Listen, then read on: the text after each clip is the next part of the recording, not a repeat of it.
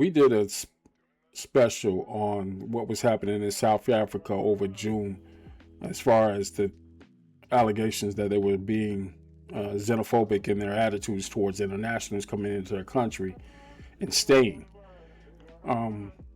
South Africa caught a lot of flack for that because of how it went down. It was a castigation of every international as someone who was a criminal, someone who were cheating the system. So much so that they took to the streets and got them up out of there, and there was a lot of back and forth dialogue about that. But let's talk about what's happening here in the United States with the end of TPS and how it wasn't African Americans who pushed this bill. Far from it. We voted against the current administration who was enacting these policies.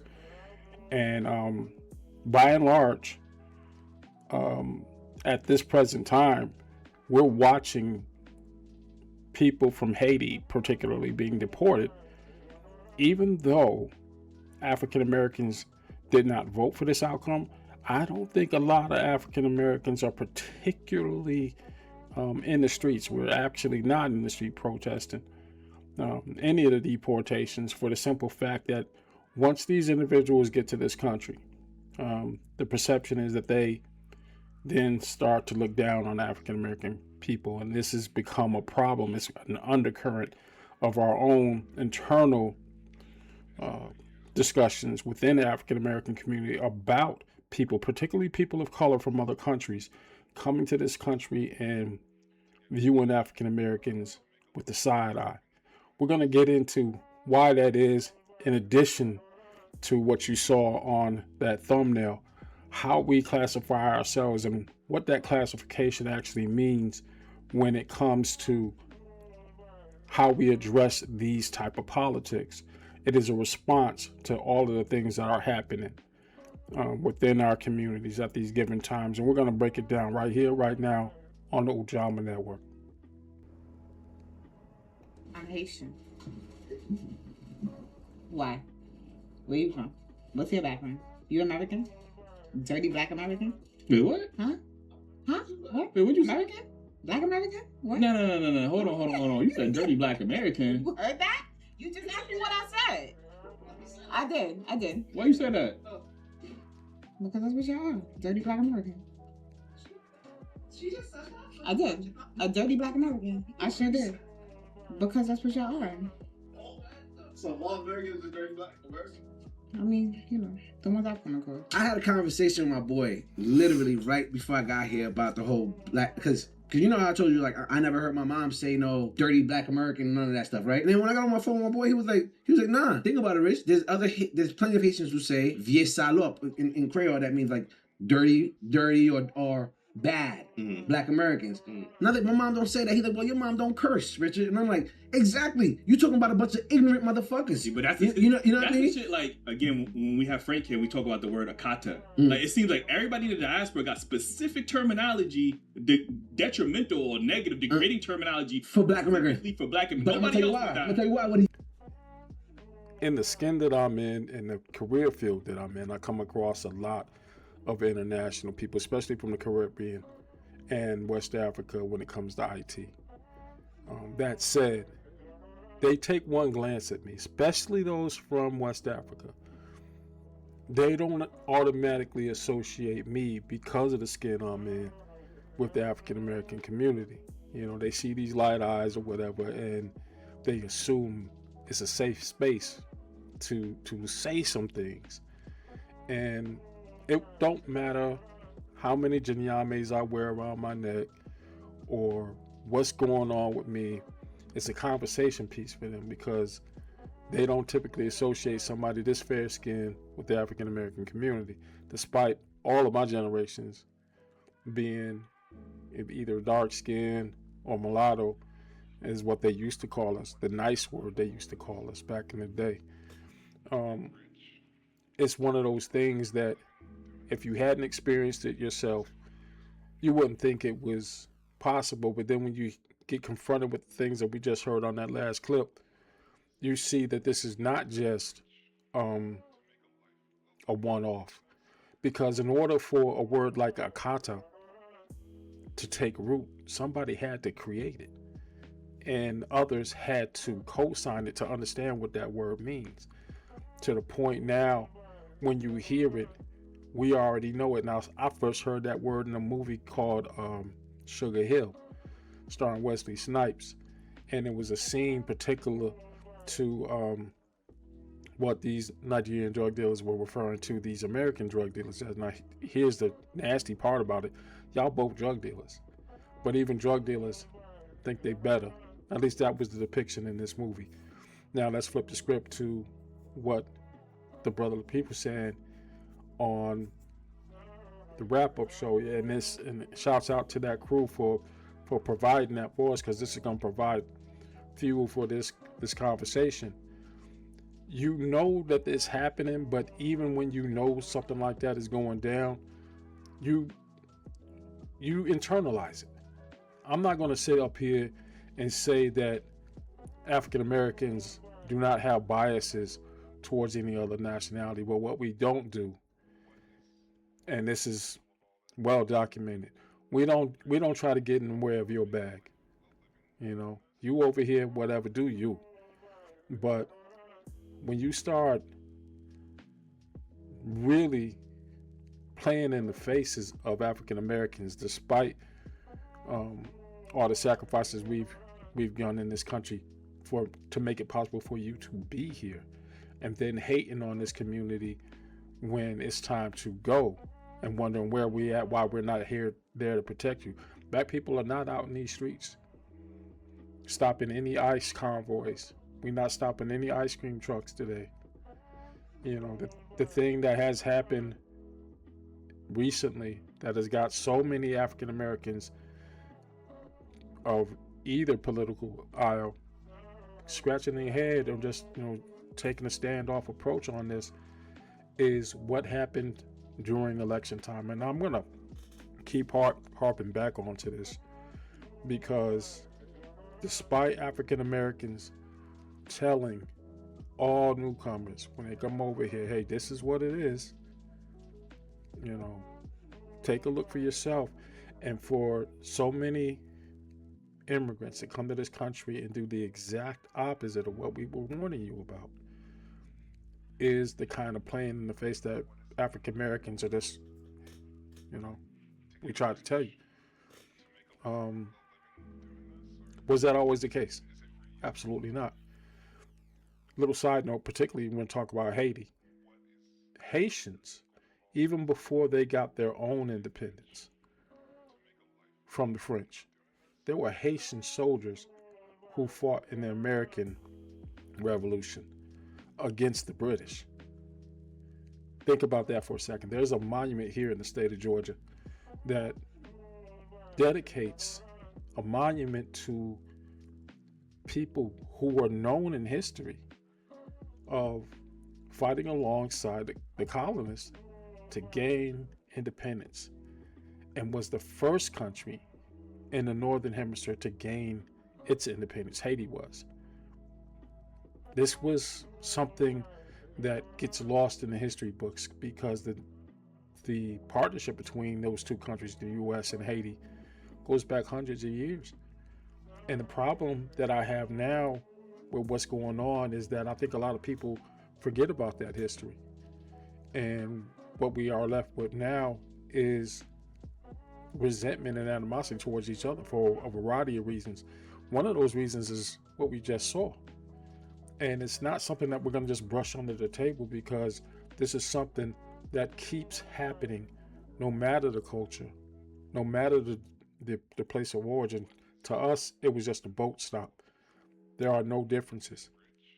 And when it comes to the great continent, you have to think about how it is that African Americans got here. They weren't just snatched up. Some of us were put on those boats by foundational Africans who decided that your ancestors weren't good enough to be here. So we're going to sell you for some spoons or some shit, right? You and your family, and take your land. And that's what happened. Only to have their descendants come to this country afterwards and have a word like a kata coming off of their mouths, talking about us, those who endured and paved the way so that others can come here without the baggage that we got here with. And that's something that African Americans are feeling very passionate about. It's not simply the attitudes, it's the blatant disrespect. We don't have to wait for a conversation to know that it's happening. We've already felt it before the conversation happened. It was just confirmation. Social media is just making it more visible and more readily accessible to see this kind of actions being displayed. We keep talking about how the vote broke down and where the African American community stood on this current administration. But what I found interesting was the immigrant vote, those people who are naturalized citizens, who are permanent residents and are American citizens, but they're first generation American citizens, where there was a poll that tracked all of the voting data. And this one particular piece caught my eye because what it speaks to is something even more insidious when it comes to how this vote went the way it did and why you're facing the deportation acts that you're facing right now. With the exception of California and Georgia, most communities, immigrant communities, those people who are registered voters, as we know, people who are on TPS or non-citizens cannot vote. But what we saw is that the vote was split, despite what was being said at that debate. And man, I just want you to hear that speech, particularly about Haitians and why it was that Florida, which had a huge population, a Haitian population, why did Florida go 50-50 on that vote after this was said? Our country is being lost. We're a failing nation. And it happened 3.5 years ago. And what's going on here, you're going to end up in World War III, just to go into another subject. What they have done to our country by allowing these millions and millions of people to come into our country, and look at what's happening to the towns all over the United States. And a lot of towns don't want to talk. It's not going to be Aurora or Springfield. A lot of towns don't want to talk about it because they're so embarrassed by it.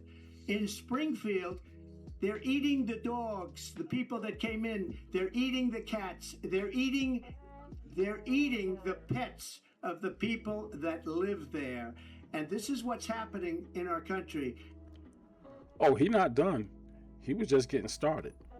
And it's a shame. As far as rallies are concerned, as far as the reason they go is they like what I say. They want to bring our country back. They want to make America great again. It's a very simple phrase, make America great again.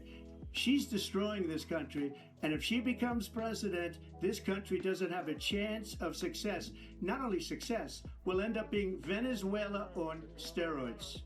I just want to clarify here. You bring up Springfield, Ohio, and ABC News did reach out to the city manager there. He told us there had been no credible reports of specific claims of pets being harmed, injured, or abused by individuals within the immigrant community. Well, I've seen people on television. Let me just say here, this is the people on television say my dog was taken and used for food. So maybe he said that, and maybe that's a good thing to say for a city manager. I'm not taking this from television. But the people on television saying their manager. Dog was eaten by the people that went there.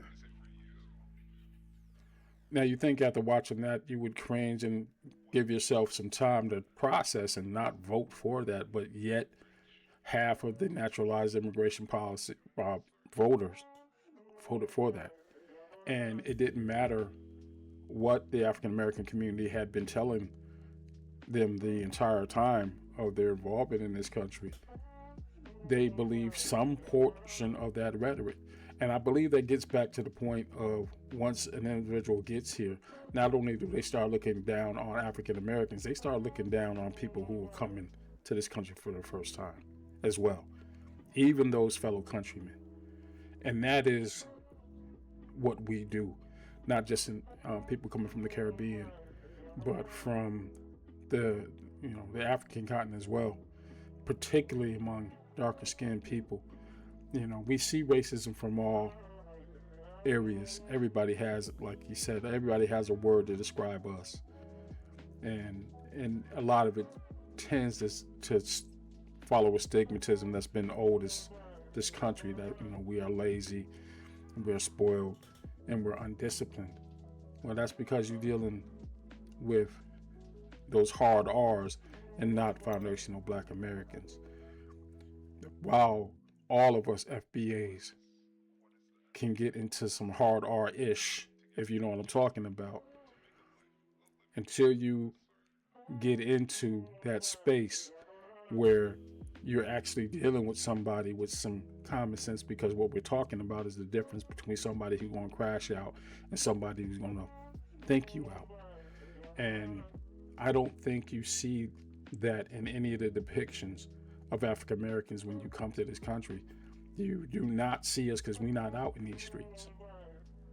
We out here making the policies and the conditions for you to thrive, and for you to take that vote and make it happen to your own detriment is a telling sign of why we are just continuing to stay hands off on this subject.